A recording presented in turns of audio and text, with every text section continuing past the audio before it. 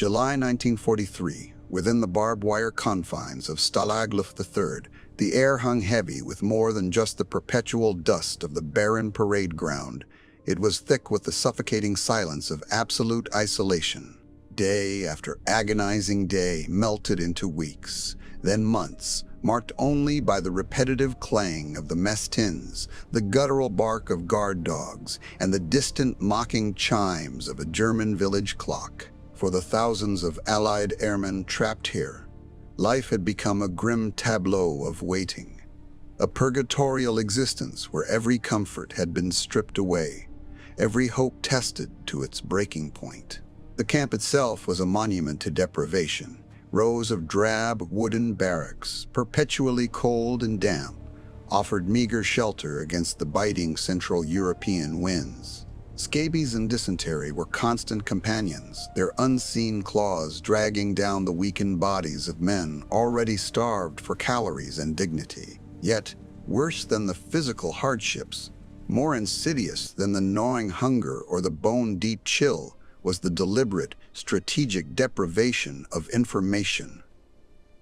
The German High Command understood the power of the news, or rather, the power of its absence. Beyond the occasional, heavily censored propaganda newspapers that offered little more than scorn and distorted victories, there was nothing. No letters from home spoke of comfort or resilience. No broadcasts whispered updates from the front lines. The world outside, the world they had fought for, the world they longed to return to, had become a phantom, a flickering memory that grew fainter with each passing sunrise. This enforced silence was a psychological weapon designed to corrode morale, to sow discord, to extinguish the last embers of hope. Rumors, wild and contradictory, spread like wildfire through the compounds, ignited by a whispered word from a new arrival or a fleeting glimpse of a guard's discarded newspaper. Each rumor, whether of imminent liberation or catastrophic defeat, was a cruel spike of false hope, only to be followed by a deeper plunge into despair when reality inevitably failed to deliver. Men began to break under this sustained pressure. Some retreated into themselves, their eyes glazed with apathy, their spirits crushed by the relentless monotony. Others lashed out, their frustrations boiling over in futile arguments and petty squabbles. The very fabric of their camaraderie, once their shield against the enemy, began to fray under the strain of ignorance. Each man felt utterly cut off, a forgotten cog in a war machine that had left him behind. How could they yearn when they didn't know if their sacrifices meant anything, if their wives and children were safe, if the tide of war was turning, or if it was sweeping them towards an ignoble? It was against this backdrop of profound despair and informational darkness that a truly radical, almost insane idea began to germinate, not in the minds of the weary, but in the sharp, defiant intellect of a few who refused to surrender to the psychological torment. They recognized that while physical escape was a monumental feat, psychological escape, the breaking of the information blockade, might be even more crucial for survival. The notion, when first whispered in the dimly lit corners of a barracks, seemed preposterous. Build a radio, an illicit radio receiver, capable of plucking signals from the ether, of bringing the voices of London, Berlin, or even the BBC into their desolate world. The sheer audacity of it was breathtaking. Where would they find the components? A crystal, a coil, a vacuum tube, a power source? They were prisoners, stripped of everything but the tattered clothes on their backs and the meager rations in their mess kits. Every item was accounted for, every parcel from home meticulously searched, every corner of the camp under constant scrutiny. To possess such a device, let alone to build one, was an offense punishable by solitary confinement, starvation, or worse. The German guards were vigilant, their patrols relentless, their ears always opened for the slightest deviation from the camp's oppressive routine. Discovery would mean not just the project, but severe repercussions for all involved, perhaps even execution for sabotage. Yet the idea persisted. It burrowed deep into the minds of those who heard it, a tiny, defiant spark in the engulfing gloom. It was an act of rebellion, yes, but more profoundly, it was an act of desperate self-preservation. To hear the news, uncensored and real, would be to reclaim a piece of their humanity, to tether themselves once more to the world, to fight the silence that was slowly but surely killing them from the inside out. The challenge was immense, the risks unimaginable, but the alternative, continued, hopeless ignorance, was even more terrifying. The whispered conversations grew bolder, plans began to form, and an extraordinary, clandestine effort was about to begin, driven by sheer ingenuity and an unwavering will to survive. October 2nd, 1943, just before dawn, in the frigid confines of Barracks 7, the clandestine operation began in earnest. The initial whispers had solidified into a daring plan, meticulously constructed over sleepless nights. Every man who joined this desperate venture knew the stakes. Discovery meant brutal punishment, solitary confinement, or worse. Yet the lure of reconnection, the promise of knowledge, was a powerful opiate against fear. The first challenge was scavenging. The camp, a barren landscape of deprivation, offered little, yet everything was seen with new eyes. A discarded fragment of copper wire from a broken German field telephone, found during a latrine digging detail, became a precious find. A mica sheet, once part of an old stove insulator, was meticulously chicked away under the cover of a latrine break. Carbon rods, destined for arc lamps in the German workshops, were surreptitiously snapped off and spirited away, their potential as a radio component instantly recognized. Even a common razor blade, vital for the detector, became an object of intense desire, borrowed from a guard's shaving kit during an opportune moment of inattention, a moment meticulously choreographed by a diversionary argument staged by two inmates. Concealment became an art form, a constant high-wire act of deception. The tiny, precious components, each a piece of a forgotten world, had to vanish instantly. Wires were carefully threaded into the seams of threadbare uniforms, almost invisible against the worn fabric. A capacitor, painstakingly fashioned from tin foil salvaged from cigarette packets and mica, was hidden in the hollowed heel of a wooden shoe, sealed with a sliver of soap. A crystal, vital for the detector, was tucked inside a false bottom of a mess tin, a place rarely scrutinized by the casual gaze of a guard. The men developed an instinct for the unexpected inspection, a sixth sense for danger that allowed them to melt into the background, their treasures vanishing into pockets beneath bunks or even temporarily swallowed to be regurgitated later. A terrifying measure of desperation. The very air seemed to crackle with tension during roll calls, each man a walking vault of contraband, his heart pounding a silent drum against his ribs. As the components slowly accumulated, the task of initial assembly began, shrouded in the deepest secrecy. The chosen sanctuary was a cramped space beneath a loose floorboard in the corner of Barracks 7, accessible only after the last lights were out, and the snores of sleeping men provided a fragile auditory shield. By the flickering, meager light of a stolen candle, often shielded by a cupped hand, the radio's architect, an unassuming yet brilliant electrical engineer named Peter, began his work. His tools were crude. A sharpened nail served as a screwdriver. A piece of stolen wire became a delicate soldering iron, heated over a candle flame, and a fragment of broken glass was used to strip insulation. His fingers, numb from cold and chronic malnutrition, worked with an almost surgical precision, guided by an eidetic memory of diagrams from a lifelong past. The silence of the barracks was absolute, broken only by the distant crunch of a guard's boots on the snow outside, each sound sing a jolt of ice-cold fear through Peter and his two trusted assistants. They watched, breath held, as he painstakingly connected the scavenged wires, molded the fragile components into place. and tested connections with a crude galvanometer fashioned from a compass needle and a few turns of wire. Each successful connection, each stable join, was a small, silent victory against the overwhelming odds. The air in that hidden space was thick with the smell of candle wax and the acrid tang of burning insulation, a scent that for them was the very essence of hope. The radio, a crude skeletal contraption, began to take form, a fragile, dangerous testament to an unbreakable human spirit, poised on the precipice of bringing the outside world or utter ruin crashing down upon them. December 12, 1944, late evening, in the concealed compartment beneath Barracks 4, Block C, the air hung heavy, thick with the shared anxiety and the faint scent of ozone.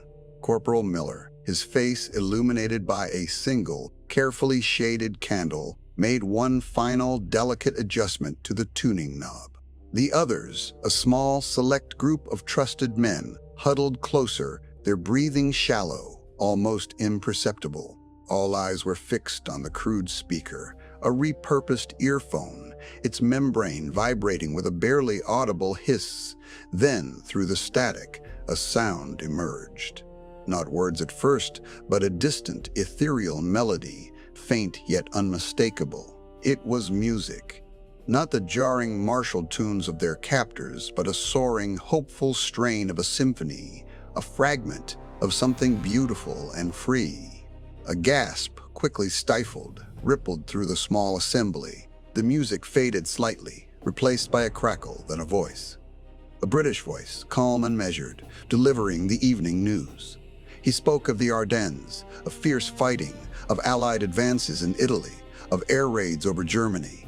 Each word was a lightning bolt, striking not just their ears, but their very souls. It was real. The outside world still existed, still fought, still remembered.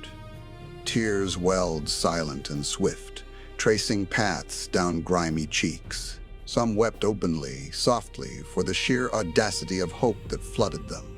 Others clenched their fists, a renewed fire in their eyes. The information, whether good or bad, was sustenance. It was a connection to the world they had been forcibly severed from, a whisper of freedom that promised, however faintly, that their suffering was not in vain. The immediate challenge was to share this precious commodity without betraying its source. The news wasn't shouted, nor was it written down. It was a sacred trust, passed on through a carefully orchestrated network of whispers and coded signals. A nod here, a specific phrase during the morning roll call, an innocuous conversation while peeling potatoes in the mess hall. The apples are ripe on the western orchard might mean a significant Allied push. The weather looks clear for tomorrow, could indicate a successful bombing raid. Only a handful knew the full scope of the news, tasked with distilling it into digestible, deniable fragments for wider dissemination. The effect was immediate and profound. Morale, often battered and bruised, surged. The men walked with a fraction more defiance, their eyes holding a flicker of knowledge that kept despair at bay. But with every shared secret, the stakes grew exponentially. Discovery meant not just the destruction of their precious radio, but certain torture, solitary confinement, or worse, for all involved. Every shadow became a potential informer. Every guard's footstep was a thunderclap, every rattling key a death knell. Inspections, already a dreaded routine, became agonizing tightropes. The radio itself had to be hidden with unparalleled ingenuity, sometimes moved entirely or taken apart and distributed amongst various caches, only to be reassembled for crucial broadcasts. There were countless close calls, a guard lingering too long near Barracks 4, a sudden, unscheduled search that sent hearts pounding and hands scrambling to dismantle and hide. The constant threat became a gnawing companion, a cold knot in the stomach that never truly loosened. The air was perpetually charged with a silent tension, a collective breath held, knowing that salvation and utter ruin hung by the thinnest, most fragile of wires. Yet the imperative to hear, to know, to carry the flame of hope, outweighed even the most paralyzing fear. This radio, this crude collection of salvaged components, had become more than just a device. It was the beating heart of their resistance, a dangerous, thrilling gamble against oblivion. April 15, 1945, deep within Stalag Luft III, the clandestine radio, tucked away in the hollowed-out leg of a table, came alive with a final, critical transmission. The message was unmistakable, raw with implications. Allied forces were closing in, mere miles away, their liberation imminent. But even as the words ignited a desperate, thrilling hope in the hearts of the men huddled around, a sudden, sharp rap on the barracks door sent a jolt of ice through every single one of them. The familiar voice of a German guard demanding entry threatened to shatter their fragile world and expose the beating heart of their defiance. In the very moment of their anticipated triumph, hands flew, scrambling to dismantle the delicate wires, to silence the forbidden voice, their movements a frantic ballet of terror and desperate resolve. They risked everything, right up to the precipice of freedom. The tension was unbearable, but like so many times before, luck, or perhaps a higher power, intervened. The guard, momentarily distracted, moved on. The radio was silenced, its components swiftly concealed, its final triumphant broadcast absorbed into the annals of their shared secret. Within days, the gates swung open, not to the harsh clang of discovery, but to the joyful chaos of liberation. The physical radio, a collection of wires and salvaged parts, would soon be discarded, perhaps left behind in the hasty exodus, or taken as a private, silent memento. But its true essence, its spirit, was indestructible. For those men, the experience of building and operating that radio transcended the mere act of receiving news. It was an act of profound defiance, a daily, courageous rejection of their captors' attempts to isolate and demoralize them. In a world designed to strip them of their identity and hope, the radio affirmed their humanity. It was ingenuity born of desperation, transforming scraps into a lifeline, proving that even in the most barren environments, the human mind could conjure miracles of resourcefulness. It was unity forged in whispered secrets and shared anxieties, binding men from disparate backgrounds into an unbreakable brotherhood. Each listener, each protector, each silent conspirator became a vital part of its pulsating existence. The static and faint voices that emanated from that crude device weren't just reports from the front lines. They were infusions of pure, unadulterated hope. They were proof that the world outside still existed, that their sacrifices were not in vain, that freedom was not a forgotten dream, but a coming reality. It kept the darkness at bay, nurturing the belief that there would be a tomorrow, a return to loved ones, to normal lives. It was the whisper of home, the roar of justice, the steady heartbeat of survival, a precious connection to a world desperately striving to reclaim its peace. In the decades that followed, long after the wars, the echoes of that radio continued to resonate in the lives of those who had risked everything for its fragile signals. They carried with them not only the scars of captivity, but also the profound knowledge that even in the most dire circumstances, the human spirit possessed an unyielding capacity for resilience, for collaboration, for the relentless pursuit of truth. Their clandestine broadcasts became a foundational memory, shaping their perspectives, instilling a deep appreciation for freedom of information and the power of connection. They understood, perhaps more than anyone, the vital necessity of resisting silence, of seeking light in the darkest corners. Their story, the story of the prisoner who built a radio, is more than a tale of wartime cleverness. It is a timeless testament to the indomitable will to live, to connect, to refuse to be broken. It reminds us that freedom is not merely the absence of chains, but the presence of truth, the ability to know, to understand, and to share. It speaks to every generation, urging us to recognize the profound power of collective action, of shared purpose, and of the unyielding flame of hope that even the highest walls and thickest wires cannot extinguish. The faint, crackling signals of that makeshift radio continue to transmit across time, a poignant reminder that even when all seems lost, the human spirit, with ingenuity as its allies, will always strive to reach beyond the wire, forever questing for connection and the liberating truth.